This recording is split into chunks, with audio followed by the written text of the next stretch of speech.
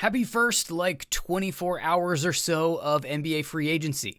My phone has been going berserk with Woj bombs and Shams notifications, and today I thought that we would just I've been trying to track all of the free agent movement that is taking place and then other news that's in there, and I thought we would just kind of walk through it together, and I'll give you some initial reactions and that sort of thing. I do not have notes prepped on every single player that has been on the move.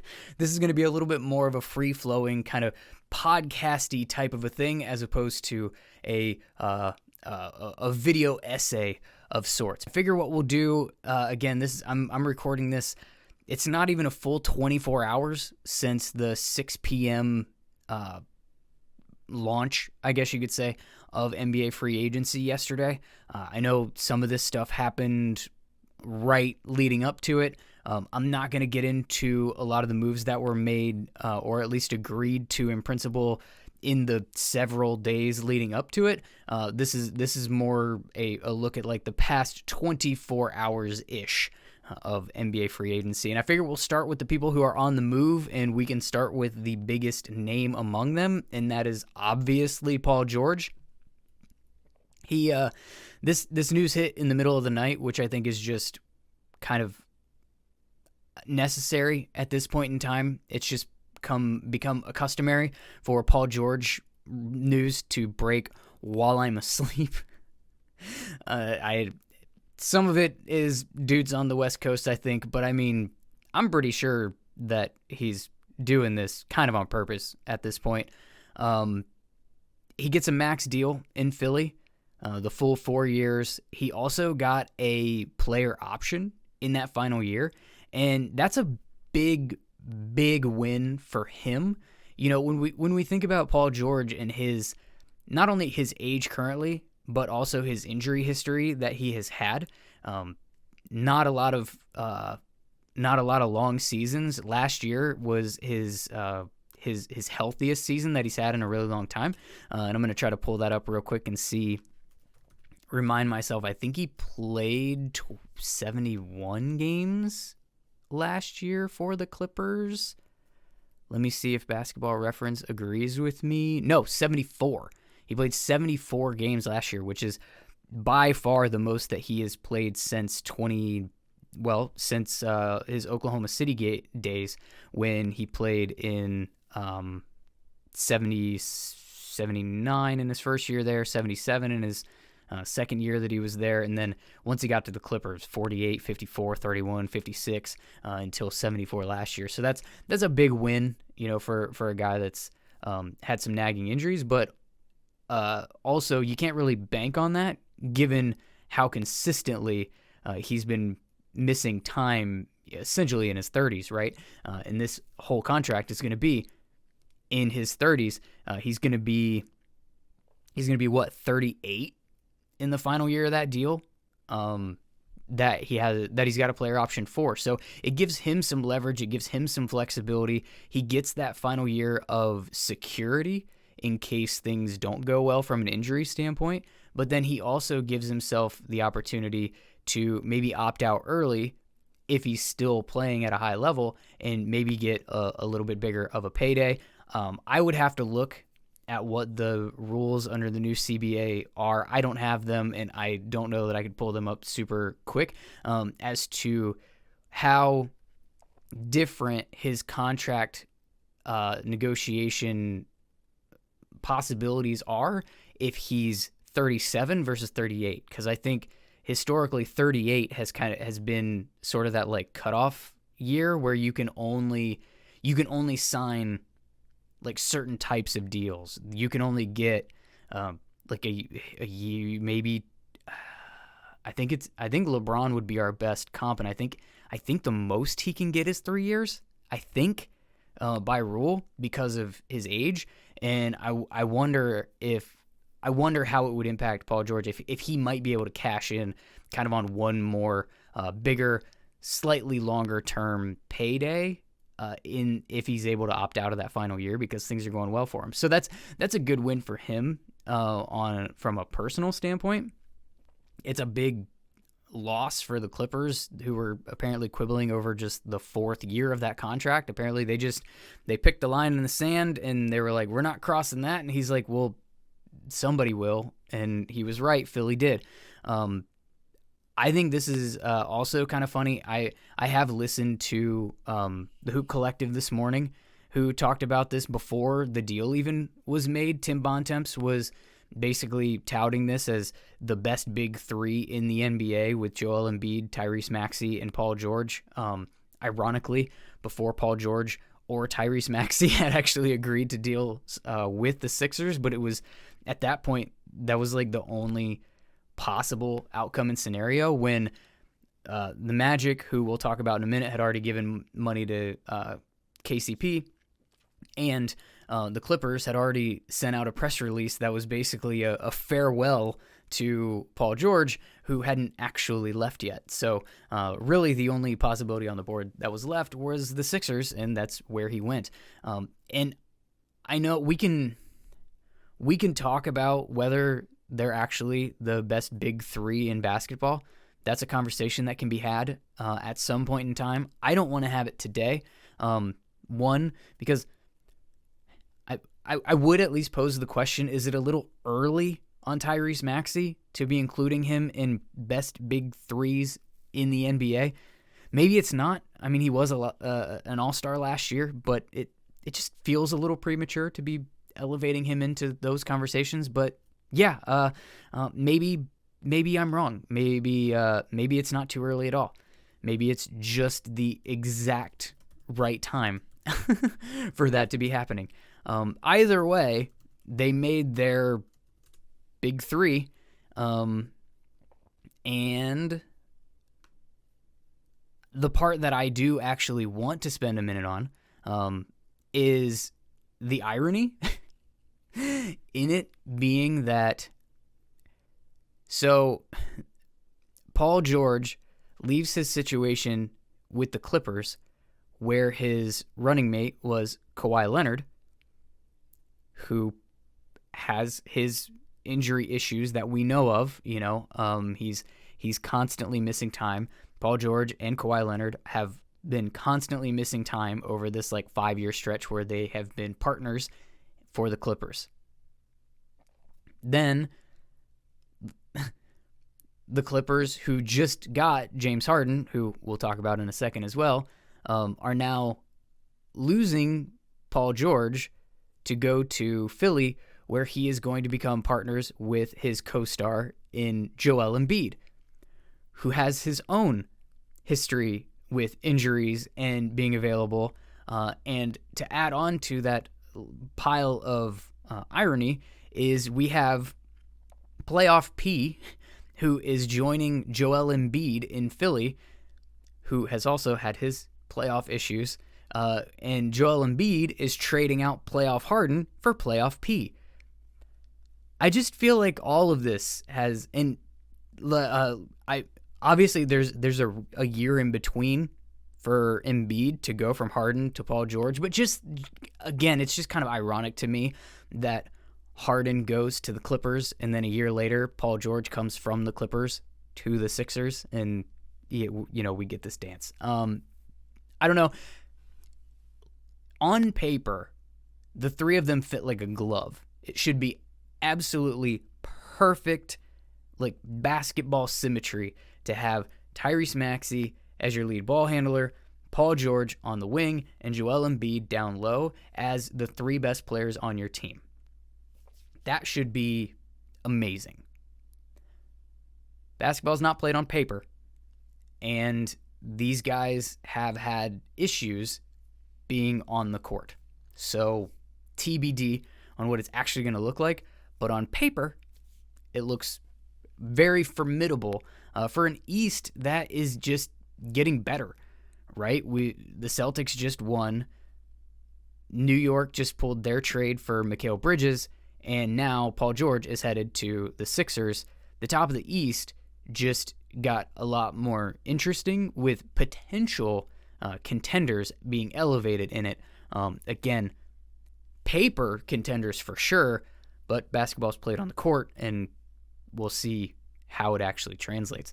We're not going to spend that much time on every single one of these moves, but it's Paul George, right? Like, he's the biggest name of the offseason, the biggest player that could possibly move. And he moved, and he went to the place that there are a lot of interesting storylines. There is incredible hypothetical basketball fit, and there are also some realistic questions to be had, about how this is all going to shake out. Moving on, we know also that Klay Thompson is out for the Warriors. It seems like the Mavs and the Lakers are kind of the leaders in the clubhouse to be possible landing spots for him, but nothing has happened yet as of the time that I'm recording this. I mentioned a second ago, Kentavious Caldwell-Pope, KCP, headed to the Orlando Magic. He got 3 years, $66 million, which is about where I thought that his salary range was going to fall, just literally based off of listening to other people who are actually plugged into the league. I'm not claiming to have league sources. I don't. But this is where I kind of thought he was going to land, and now he's going to Orlando, and he's taking the Nuggets' title hopes with him, I believe, which, if you want to hear my explanation as to why I say that, I posted that video already. I do love him as a fit, though, in Orlando. I think that he is the thing that immediately came to mind when he signed there was like, he's Gary Harris on steroids. And that doesn't sound like a compliment, but it absolutely is. Gary Harris was actually good for them, right? He's a really solid 3-and-D guy, but then KCP takes that to like a completely other, like, next level of 3-and-D role player. And Gary Harris might not be back in Orlando, so he's kind of just like a huge upgrade on that role on the team. The only thing that I'm a little bit I don't want to say skeptical, but I'm interested to see how it plays out, is that what we've seen from KCP is that he is absolutely a championship level difference maker when paired next to a superstar, particularly a superstar with, facilitating capabilities. But nobody on this Orlando roster is even remotely in the same stratosphere as like a 2020 LeBron or what Jokic is doing in Denver. And I wonder if that does have some limitations on the effectiveness of his best, right? I think he's going to be fantastic for them in the 3-and-D role that he's going to be playing, but I don't know if they have the infrastructure in place just yet that elevates him to the very top of his capabilities. It remains to be seen, right? Like, Paolo is really good. I don't want the Magic fans to be in the comments telling me that I'm hating on the Magic. I'm absolutely not. Paolo's really good. Franz is really good. This is a good young team.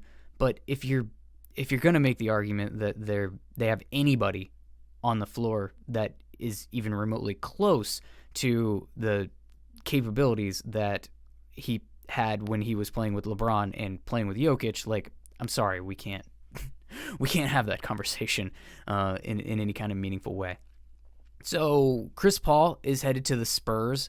I don't think I'm going out on a limb here to say this because it was probably likely anyways, right? But if Chris Paul remains on the floor for the Spurs, this just guaranteed that Wemby is an all-star next year. Guaranteed it. The level of like floor raising and elevation of Wemby's capabilities and his strengths that you get adding a guy like Chris Paul, it was clear last year that when Wemby played with an actual point guard, it was just an astronomical difference in how well he played and how well the team played. And the fact that they went so long playing Jeremy Sohan at the point just drove me crazy and blew my mind. But regardless of them doing that, it was obvious that, I'm trying to sign into something on the side here, and this is actually breaking as I'm recording this Klay Thompson has a deal in place to join the Dallas Mavericks. So I mentioned earlier that we didn't have a landing spot, but it seemed like it was going to be the Mavs or the Lakers. It's going to be the Mavs. He got 3 years, $50 million. And I don't have the math on that off the top of my head. Somebody else can do that math. But yeah, so that takes a piece out of play for the Lakers. Curious what their backup plan is going to be now. It feels like potentially DeMar DeRozan, but and that's a completely different type of guy to bring in than a Klay Thompson in terms of shooting and skill set. But we'll see. I'm a bit dubious on what the Lakers are going to be able to do. To be honest with you, it feels to me like we might be heading towards the Lakers not being able to find the right deal and LeBron just signing a max. So that's interesting with Klay. Like I said, Chris Paul, Wemby very much could have ended up being an all-star in this next season on his own merit, but I think having a table setter like Chris Paul available to him to mentor him and put him in the best position at all times is only going to elevate what he could potentially be. Like I said, the floor of what he could potentially be, and I think it makes it at minimum legit all-star in his second year, which is, I mean, that's not that's not a feat that actually gets hit by a ton of guys, right? So, yeah, I think that's a big addition for the Spurs, even though it's clearly not a long-term pairing in partnership because Chris Paul's 107, but it's a really good short-term develop Wemby and then find your long-term point guard to succeed Chris Paul, whether they think that that's this kid that they just drafted from UConn, Stephon Castle. I believe that's how you correctly pronounce his name. Which I'm not totally sure whether he's a long-term point guard in the NBA or if he's probably going to end up playing more off the ball. Regardless, I think he could be good for them. I just don't know if he's. I don't know that his. I don't know that his career arc is going to be Chris Paul-esque, but we shall see. Regardless, I think that's really good. Jonas Valanciunas going to the Wizards. He got 3 years, $30 million to go to Washington. This didn't make any sense to me for either party, really. He clearly doesn't fit a timeline for the Wizards. He's going to be doing no winning, right? Like they're bottoming out.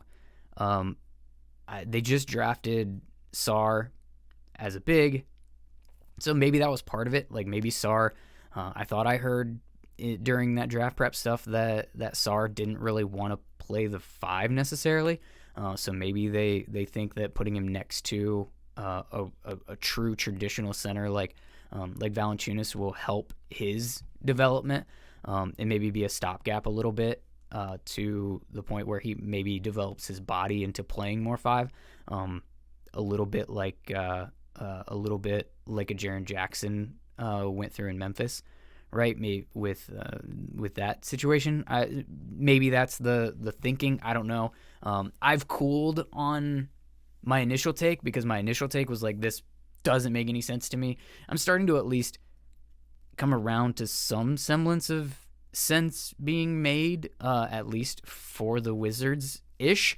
I still don't understand at all why Jonas Valanciunas would want to do this. I don't. I think he could have gone to a place that has an opportunity to win more basketball games for the same money. I mean, he got 10 a year. That's not even full mid-level money. So I don't know. I'm going to go through some of these a little bit quicker because we had a lot of people move that aren't necessarily the biggest needle movers. But the Najee Marshall, went to the Mavericks to essentially replace Derrick Jones Jr., who's headed to the Clippers, to essentially replace Paul George, which is an incredible downgrade. So you've got that, but they're kind of similar-ish, maybe players. I think I don't know. I don't have a big reaction to that in either way. I think it's probably an upgrade for the Mavs defensively. TBD on whether it's a downgrade offensively. And then for the Clippers, I mean, you're getting a serviceable wing player when you lose a star, right? So, like, that's going to go the way that it's going to go. The Sixers also got deals done with Eric Gordon and Andre Drummond. So filling out some depth and role pieces to go around their big acquisition of Paul George, and they've got a couple other guys that they're keeping, and we'll talk about that in a second when we get to the staying put section of the free agency frenzy that has happened. It started off incredibly slow, and then it's just sort of my phone kind of just hasn't stopped buzzing. Mason Plumlee to the Suns, sure. Jalen Smith going to the Bulls. This is interesting, particularly as a Cavs fan. The moment that Jalen Smith ended up becoming a free agent and the Pacers not retaining him, Cavs Twitter really, really got behind the idea of the Cavs trying to go out and get Jalen Smith. And I kind of understand the general idea of that. He's a young guy. He's like 24 years old. He shot 42% from three last year on like 2.5 attempts. So it seems like there's a stretch to him, which would be advantageous if you're the Cavs. You do need they do need a backup big, like a rotational big, to play behind Evan Mobley and Jarrett Allen and alongside each one of them in different rotations as they get staggered. And ideally that person would be able to stretch the floor because neither one of them really do, right?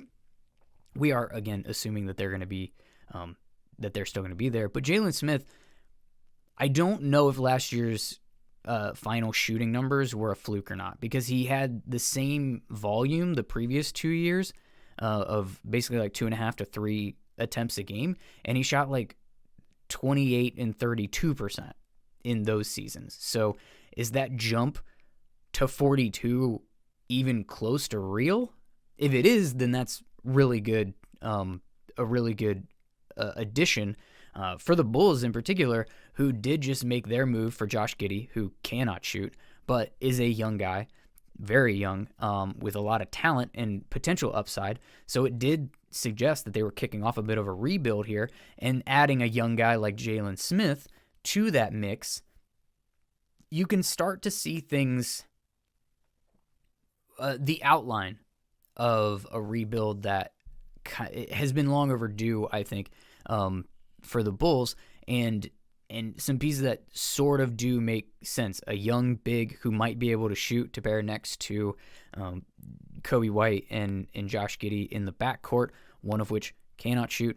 Kobe White can obviously shoot, but outside of Kobe White, their spacing horrendous, and they just got rid of Alex Caruso, who was a big part of the little bit of spacing that they do have. So getting a young big in the door like this does make a lot of sense, I think, for the Bulls, and probably would have made some sense for the Cavs, although the Cavs, I think, whatever they do, I think their biggest priority needs to be a sizable wing that can shoot and defend. I know every team needs that. Every team wants that. This isn't revolutionary, but they've had a really big problem with size on the wing, and when they do have a little bit of size on the wing, they're like one-dimensional, and they need to try to figure out that 3-and-D with size. If they can get that, even if they bring back their just like core four that they've been calling it, and that seems to be where we're headed here, that is still their biggest missing piece to me. But Jalen Smith would have been interesting. Isaiah Hartenstein is going to the Oklahoma City Thunder.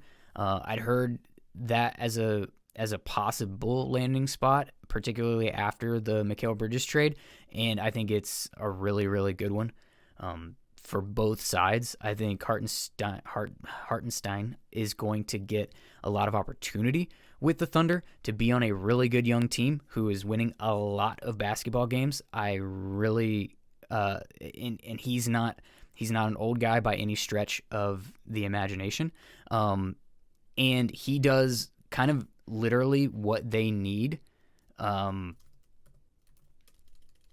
He's a more traditional big man who has size, who is going to bang down low. He's only 25 years old. He's a guy who, I mean, he only averaged 8 rebounds a game last year.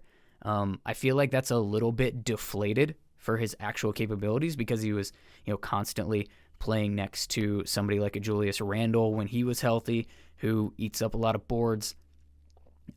They also had Mitchell Robinson, who is nasty on the glass. I don't know how much those two actually played next to each other. Josh Hart is always flying in and getting rebounds. So I think for the Thunder, he could easily be a big time glass eater for them. He also, he's a deterrent at the rim too. As a 7-footer, a real 7-footer who's not frail or skinny, and that's something that they needed to put next to Chet to give him support. I don't even think he needs to start for them. You can still start Chet at the 5, but just knowing that you have a guy like Hartenstein that you can go to, particularly for those matchups with the bigger bigs that you have to face in the West, like the Jokic's of the world. Hartenstein's not shutting down Jokic, but he's surely going to be able to bang more than Chet can. And that's not a knock on Chet either. Chet is great, but it was clear throughout the season that they needed help on the glass and they needed to get Chet some big man support. And this is a really good fit for that for them. Tobias Harris is going back to the Detroit Pistons. So that's fun. And that's about all I've got on that. Drew Eubanks is headed to Utah, and DeLon Wright is going to the Milwaukee Bucks, and that is everything that I know at this point in time as far as free agents who are going somewhere over the past 24 hours or so. The free agents staying put, I mentioned earlier, Tyrese Maxey is staying put in Philly. He got re-signed. I believe that was a max deal, if I can find it right quick. So many moves, so many players. What did he get? So he did get a max, 5 years, $204 million on that. I don't see for sure whether or not that includes a player option or not. But Tyrese Maxey staying put in Philly. We don't need to talk about that a ton because I talked about him in conjunction with the Paul George stuff. They also re-signed Kelly Oubre Jr. For 2 years at $16.3 million. So they brought back a couple of their key contributors from last year and are kind of rounding out that roster because they had a bunch of, they only had like 3 guys under contract. So they've still got to add more pieces, but they're clearly doing that, and they clearly have a vision in mind of what they're trying to do. And we'll kind of see how that goes. Speaking of the Pistons, though, not only did they bring in Tobias Harris, but they also extended Cade Cunningham on the max. I think that was an extension. Technically, let me see if I can confirm that. Yep. So 5-year, $226 rookie extension for Cade Cunningham. He's about the only bright spot that they've really had in Detroit, so it makes sense. It's just a question of kind of what else is going to go on around them. It looks like Kevin Love is staying in Miami. James Harden is staying with the Clippers, 2 years, $70 million. So they're going to have Kawhi Leonard back, James Harden back, Paul George out the door, and they drew the line at that 4th year for Paul George for some reason. I don't know. They're going to have to, they've got a lot to figure out in terms of what they're going to do kind of long-term for the Clippers. It seems like there's They clearly have a shortened timeline though that they're giving the kind of older guys on their roster before they make a change. I personally think that they want some recognizable stars on the roster to help them sell tickets in the new stadium, and then they will probably go into some sort of a reconfiguration, whether that's a tear it down style rebuild or if it's a trading of these guys for whatever they can get their hands on or some combination thereof. We'll see, or maybe they'll just try to have a bunch of cap space and see if they can do anything with it after Kawhi's deal is over. I don't know, but it seems like Paul George is the first large domino to drop in full sale changes to the Clippers, who are also apparently looking to trade Russell Westbrook, who might be interested in the Nuggets. So let's take a moment of humor. If the Denver Nuggets actually replace KCP on their team with Russell Westbrook, somebody offer them a Lakers helpline to talk about how that movie ends. The Celtics are keeping a couple of backup bigs in Luke Kornet and in Kornet and Keita, but the big one that I wanted to talk about with the Celtics is Derek White. So right before I started this, Derek White got signed to a... Come on now. Sorry, I told you this was going to be a little bit more free thinking. So Derek White got a 4-year, basically $126 million extension with Boston. So they've got their core locked for a long time. They've got a lot of second apron issues that they're going to run into, but their top 5 guys are going to be on this team. Porzingis is really the one that they're going to have a decision to make, and I don't think that decision comes until next year. So, yep, that is what keeping a contender together looks like, and we are not done talking about the Celtics, but we'll get to that in just a second. First, I want to run through some of these smaller moves. Obi Toppin is staying in Indy. It's a good fit. He's not a superstar by any stretch of the imagination, but he does fit what they do pretty much to a T. So it's good to see him going back. Alex Len staying with the Kings. Isaiah Joe and Aaron Wiggins are staying in Oklahoma City. Good Garza is staying with the Wolves. Justin Minaya. I know nothing about this dude, but he's going back to Portland on a 2-way. So congratulations to him. That is everything that I have seen, with the exception of one more that just came through right after the Clay announcement. Nicholas Batum is signing a 2-year deal for $9.6 million to join the Los Angeles Clippers. So again, kind of part of that. It's a little bit of a swapping of the guards. It's not a trade, but Nick Batum is headed to the Clippers now that Paul George is headed to Philly, and he and Derek Jones Jr., I guess, are the new Paul George for the Clippers. Interesting. All right, so a couple pieces of other news before I get done here. One, JB Bickerstaff was hired as the Detroit Pistons head coach, and I just feel good about that. I'm happy for JB. I thought JB was a good coach. I think he did a really good job in Cleveland. That team went from being a terrible team to a lottery team. There actually was a differentiation between terrible and lottery, and then a play-in team, and then a playoff team, and then a second-round team. And he had a lot to do with kind of the progression that the Cavs team has taken over the past few years. And I think I feel like he just kind of got to a point where they kind of needed another mind to help potentially get them to the next level into like possible like conference finals contention type of their aspirations. I'm not saying that hiring Kenny Atkinson is just like immediately, oh, now they're title contenders. It's nothing like that. But I do think that JB, I think there were some limitations as to what he was able to get out of this group from an offensive standpoint and in a creativity in their offense standpoint.